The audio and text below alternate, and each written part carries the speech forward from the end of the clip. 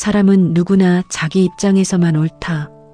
이 영상을 클릭하셨다면 아마 한 번쯤은 이 말이 입안에서 맴돌았던 적이 있으실 겁니다. 나는 이렇게까지 했는데 말로 꺼내지는 않았을 수도 있습니다. 아니, 대부분은 꺼내지 않습니다. 그냥 마음속에 담아두고 그날 밤 혼자 이불 속에서 되새깁니다. 내가 먼저 양보했고, 내가 먼저 참았고, 내가 더 많이 맞춰줬는데 상대방은 그게 당연한 것처럼 굽니다. 고맙다는 말도 없고 알아준다는 느낌도 없습니다. 오히려 내가 한 번이라도 못해주면 그게 더 크게 느껴지는 것 같습니다.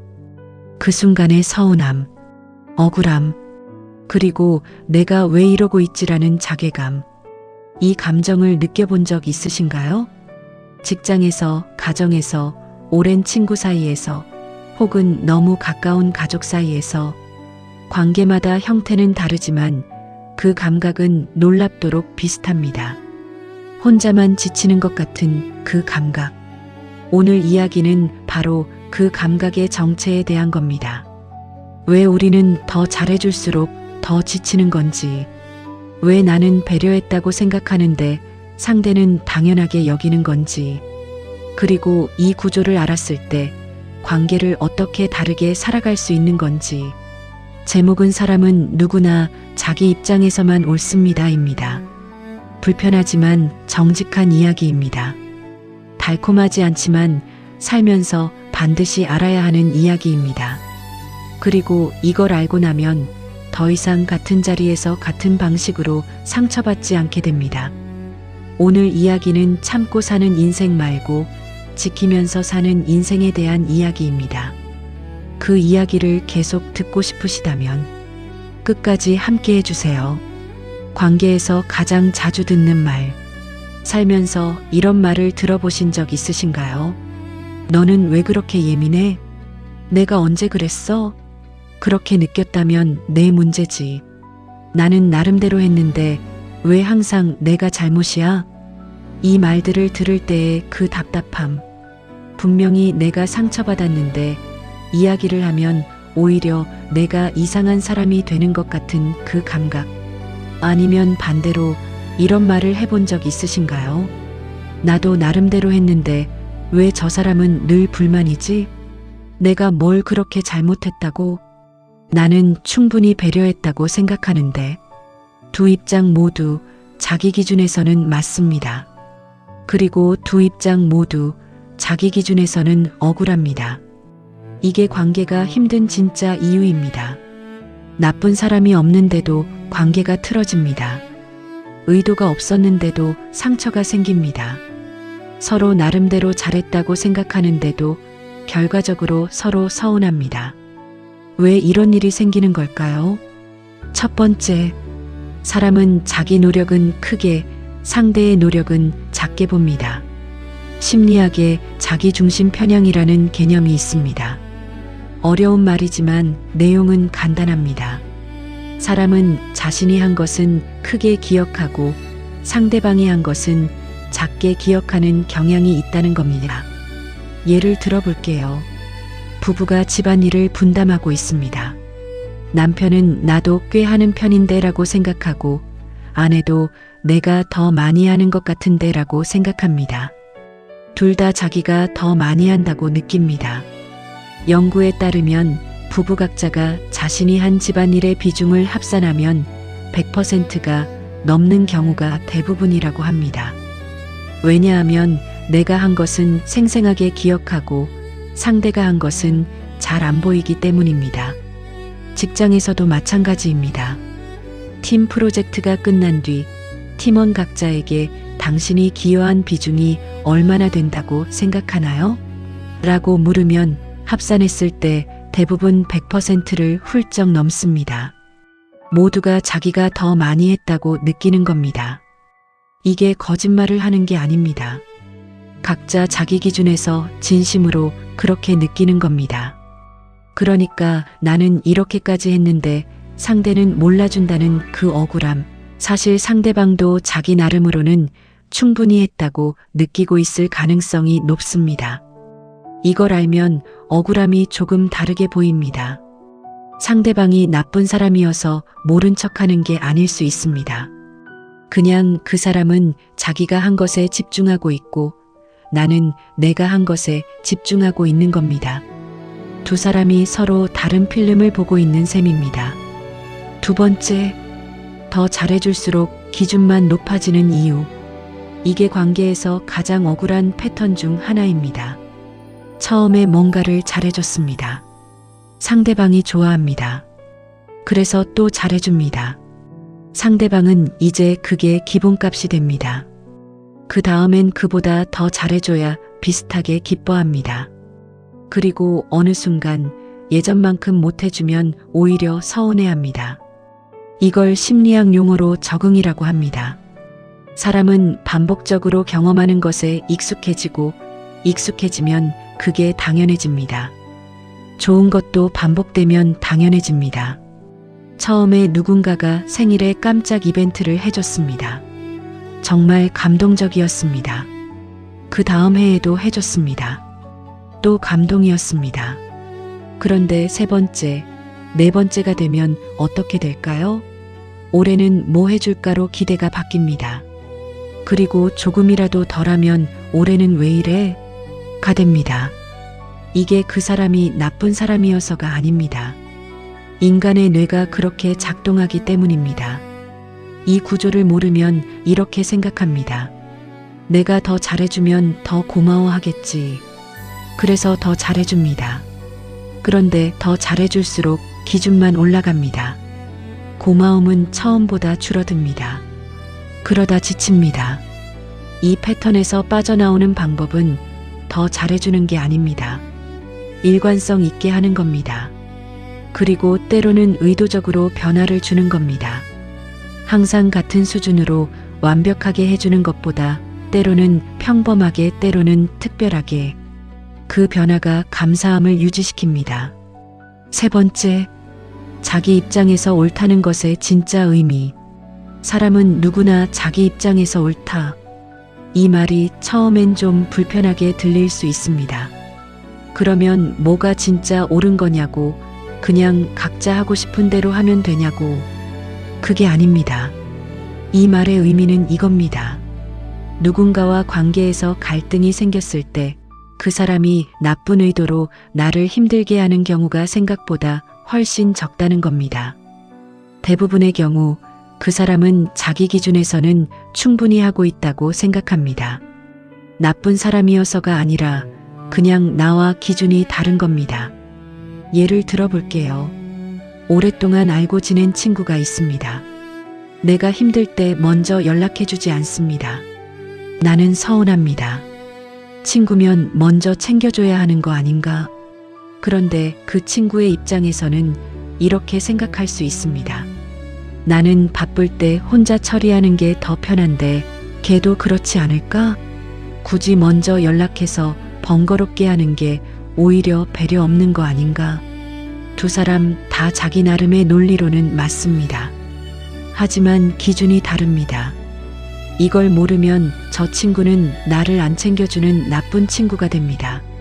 하지만 이걸 알면 저 친구와 나는 배려의 방식이 다르구나가 됩니다. 이 인식의 차이가 관계를 어떻게 보는지를 완전히 바꿉니다. 네 번째, 관계에서 억울함이 쌓이는 구조. 억울함은 어떻게 생기는 걸까요? 크게 두 가지 구조가 있습니다. 첫 번째 구조, 말하지 않은 기대입니다. 관계에서 많은 갈등이 말하지 않은 기대에서 옵니다. 이 정도는 당연히 알아줄 거야. 이 상황에선 저렇게 해줘야 하는 거 아닌가. 내가 굳이 말 안 해도 눈치껏 해줄 수 있잖아. 그런데 상대방은 그 기대 자체를 모릅니다. 내 머릿속에만 있는 기대를 상대방이 어떻게 알겠습니까? 그러다 기대가 충족되지 않으면 서운해집니다. 상대방은 왜 서운한지도 모릅니다. 나는 당연한 걸 못해준다고 느끼고 상대방은 갑자기 왜 서운해하는지 모르겠다고 느낍니다. 이 간극이 쌓이면 억울함이 됩니다. 두 번째 구조, 상대의 기준으로 내 배려를 측정하는 겁니다. 내가 한 배려가 상대방에게 얼마나 가치 있는지는 내 기준이 아니라 상대방의 기준으로 결정됩니다. 내가 엄청 고생해서 해준 것이 상대방에게는 별로 중요하지 않을 수 있습니다. 반대로 내가 별로 대단하다고 생각하지 않은 것이 상대방에게는 엄청나게 의미 있을 수 있습니다. 그런데 우리는 자꾸 내 기준으로 내 배려를 평가하고 내 기준으로 상대의 반응을 기대합니다. 이렇게 많이 했는데 이 정도 반응이야? 이게 내 기준으로 내 노력을 평가하는 겁니다. 상대방이 진짜 원하는 게 무엇인지, 상대방에게 의미 있는 게 무엇인지를 모르면 아무리 많이 해줘도 엇나갑니다. 이 두 가지 구조를 알면 억울함의 많은 부분이 사실 오해에서 온다는 걸 알게 됩니다. 5번째, 맞춰주는 것과 지키는 것의 차이. 관계에서 배려는 중요합니다. 맞춰주는 것도 필요합니다. 그런데 맞춰주는 것과 나를 잃어가는 것 사이의 경계가 어디인지 살다 보면 흐릿해질 때가 있습니다. 처음엔 이렇게 시작됩니다. 이번 한 번만 내가 양보하지 뭐. 저 사람이 좀 예민하니까 내가 맞춰줘야지. 갈등 만들기 싫으니까 그냥 내가 참자. 이 생각이 한 번은 지혜로운 선택입니다. 두 번은 관계를 위한 배려입니다. 그런데 이게 습관이 되면 문제가 달라집니다. 어느 순간부터 내 의견보다 상대 의견이 항상 우선이 되고 내가 불편해도 말을 못하게 되고 갈등이 무서워서 진짜 생각을 숨기게 됩니다. 그리고 그 상태가 오래 지속되면 관계 안에서 내가 없어집니다. 아이러니하게도 나를 잃어가면서 맞춰준 관계가 꼭 더 좋아지지는 않습니다. 오히려 상대방은 나를 만만하게 보기 시작합니다. 내가 싫다는 말을 안 하니까 뭐든 해도 괜찮은 사람으로 여기게 됩니다. 그래서 결국 더 힘들어집니다. 맞춰주는 것과 지키는 것은 다릅니다. 맞춰준다는 건 상대방을 위해 내 선호를 조정하는 겁니다. 지킨다는 건 상대방이 어떻게 하든 내 핵심은 유지하는 겁니다. 배려는 선택입니다. 하지만 나를 지키는 건 선택이 아니라 기본입니다. 6번째, 왜 우리는 말하지 못할까? 이걸 알면서도 많은 사람들이 말을 못합니다. 이게 불편하다고, 나는 이건 안 되겠다고, 이렇게 해주면 좋겠다고. 왜 그럴까요? 크게 3가지 이유가 있습니다. 첫째, 갈등이 두렵습니다. 솔직하게 말하면 관계가 틀어질 것 같은 두려움, 상대방이 화낼 것 같은 두려움, 내가 예민한 사람으로 보일 것 같은 두려움. 이 두려움이 입을 막습니다. 그런데 생각해보면 말하지 않아서 쌓인 서운함이 결국 관계를 더 크게 틀어뜨립니다. 작은 갈등을 피하다가 큰 단절을 만드는 겁니다. 둘째, 상대방이 알아서 해줄 거라는 기대입니다. 말 안 해도 알아주면 좋겠다는 마음. 말해야 해주는 게 진심이 아닌 것 같은 느낌. 그래서 말하지 않고 기다립니다. 하지만 사람은 텔레파시가 없습니다. 말하지 않으면 모릅니다. 그리고 모른다고 나쁜 사람이 아닙니다. 셋째, 요구하는 게 이기적인 것 같다는 생각입니다. 내가 먼저 이걸 원한다고 하면 너무 이기적인 거 아닌가? 나는 조금 더 희생해야 하는 거 아닌가? 희생과 요구 중 하나만 선택해야 한다는 생각 자체가 잘못된 겁니다. 원하는 걸 표현하는 것이 이기적인 게 아닙니다. 그게 관계를 건강하게 유지하는 방법입니다. 말하지 않고 참는 것이 덕이 아닙니다. 말하지 않고 참다가 터지는 것이 관계에 더 해롭습니다.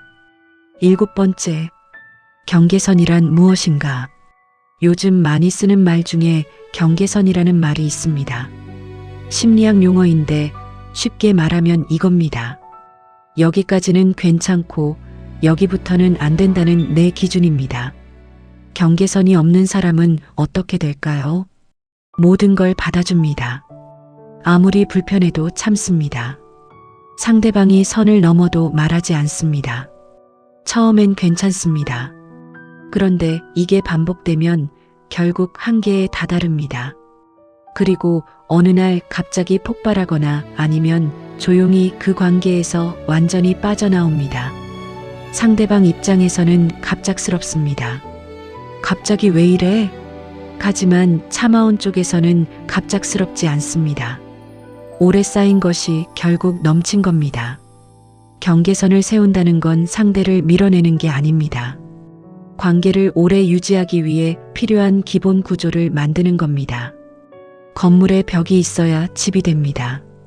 벽이 없으면 집이 아닙니다. 경계선도 마찬가지입니다. 경계선이 있어야 관계가 지속됩니다. 경계선이 없으면 결국 어느 한쪽이 무너집니다.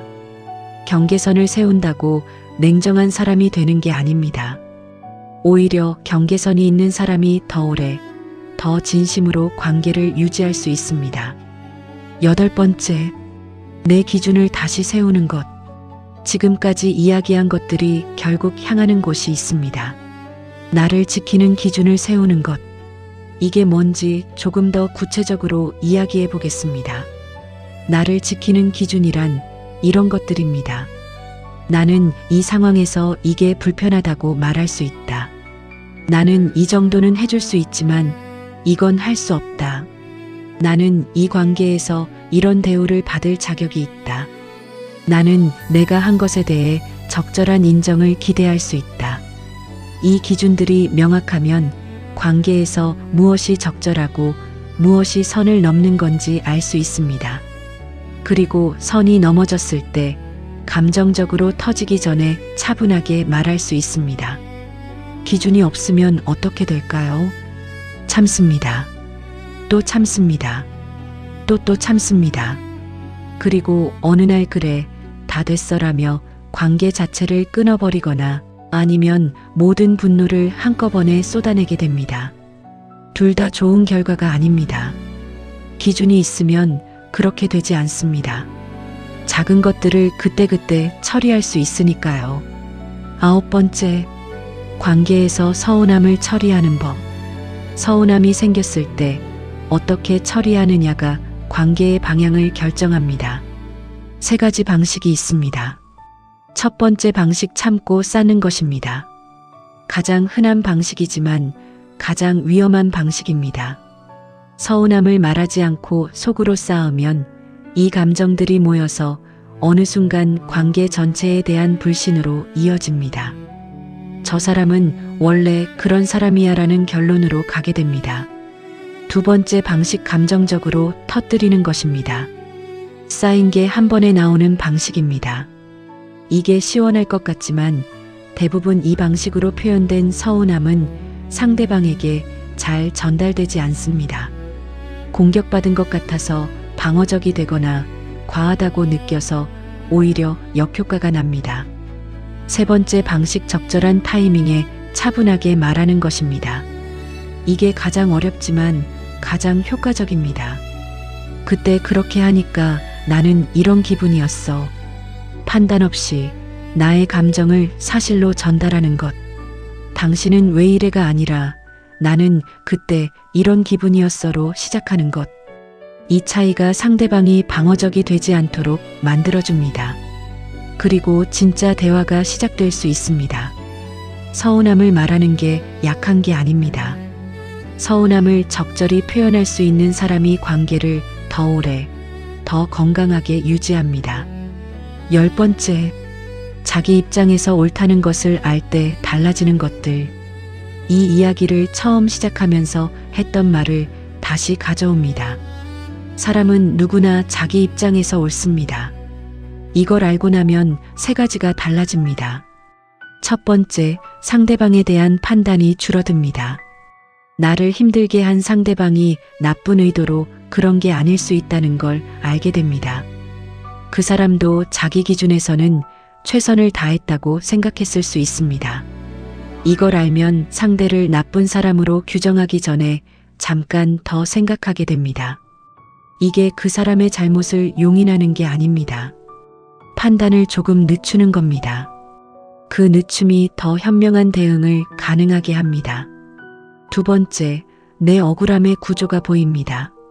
나는 이렇게까지 했는데라는 억울함이 생길 때 이제는 한 번 더 생각할 수 있습니다.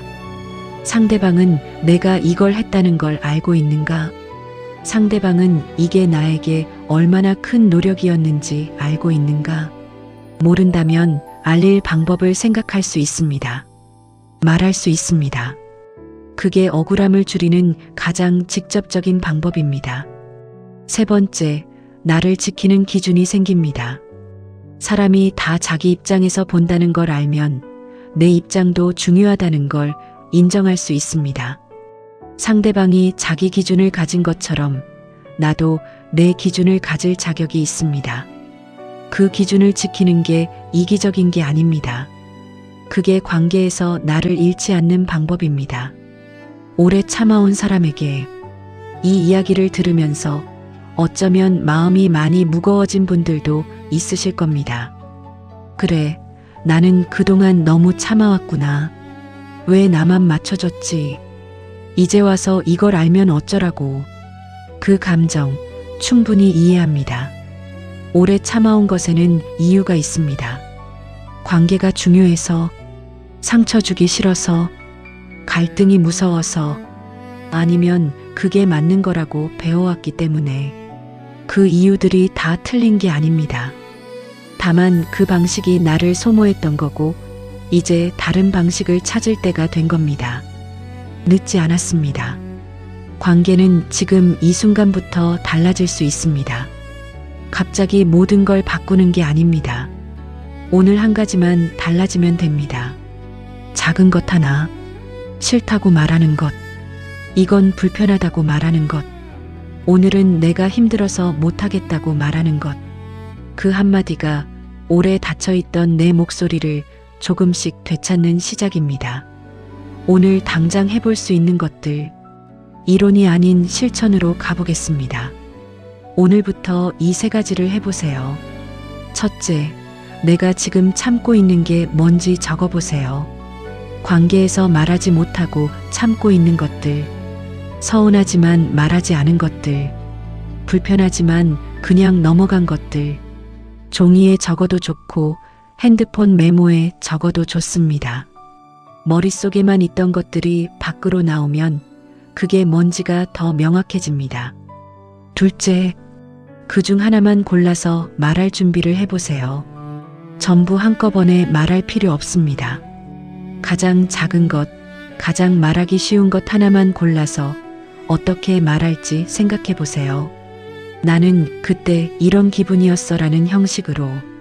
셋째, 내가 기대하고 있지만 말하지 않은 게 뭔지 생각해 보세요. 상대방이 당연히 알아줄 거라고 생각했는데 말한 적이 없는 기대. 그걸 말로 표현해 보세요. 솔직하게 원하는 걸 말하는 것, 그게 관계를 더 명확하게 만들어줍니다. 이 세 가지 한꺼번에 다 안 해도 됩니다. 오늘 하나만. 당신의 억울함은 진짜입니다. 오늘 이야기를 마무리하기 전에 이 말을 꼭 드리고 싶습니다. 당신의 억울함 진짜입니다. 상대방도 자기 기준에서 옳다는 말을 했다고 해서 당신의 감정이 틀린 게 아닙니다. 당신이 느낀 서운함, 실망감, 지침감, 그게 다 진짜입니다. 다만 그 감정의 원인을 정확하게 알아야 더 이상 같은 자리에서 같은 감정을 반복하지 않을 수 있다는 겁니다. 나쁜 사람을 찾는 것보다 구조를 이해하는 게 더 오래 도움이 됩니다. 상대방을 바꾸려는 것보다 내 기준을 세우는 게 더 빠릅니다. 그리고 내 기준을 세우는 건 차갑게 사는 게 아닙니다. 오히려 나를 지키면서 관계를 더 오래 유지하는 방법입니다. 나를 잃어가면서 유지한 관계보다 나를 지키면서 유지한 관계가 더 건강합니다. 참고 사는 인생 말고 지키면서 사는 인생. 그게 오늘 이 이야기가 가리키는 방향입니다. 오늘 이 긴 이야기 끝까지 함께 해주셔서 진심으로 감사합니다. 사람은 누구나 자기 입장에서 옳습니다. 그래서 갈등이 생기고, 그래서 억울함이 생기고, 그래서 서운함이 쌓입니다. 하지만 이 구조를 알고 나면 달라집니다. 상대방을 나쁜 사람으로 만들지 않아도 되고, 내 억울함의 원인을 더 명확하게 볼 수 있고, 그리고 무엇보다 나를 지키는 기준을 세울 수 있게 됩니다. 더 잘해주는 것보다 나를 지키는 것, 더 참는 것보다 말하는 것, 더 맞춰주는 것보다 기준을 세우는 것. 이게 관계에서 지치지 않는 방법입니다. 앞으로도 이런 이야기를 계속 드리겠습니다. 관계가 힘들 때, 혼자 억울할 때, 왜 나만 이러지라는 생각이 들 때 얻은 인생이 곁에 있겠습니다. 구독과 좋아요 지금 눌러주세요. 그리고 지금 이 이야기가 필요한 분이 주변에 계신다면 공유해주세요. 그 한 번이 그분의 관계를 바꿀 수 있습니다. 참고 사는 인생 말고 지키면서 사는 인생으로. 지금 여기서부터 시작입니다. 오늘도 잘 버텨내셨습니다.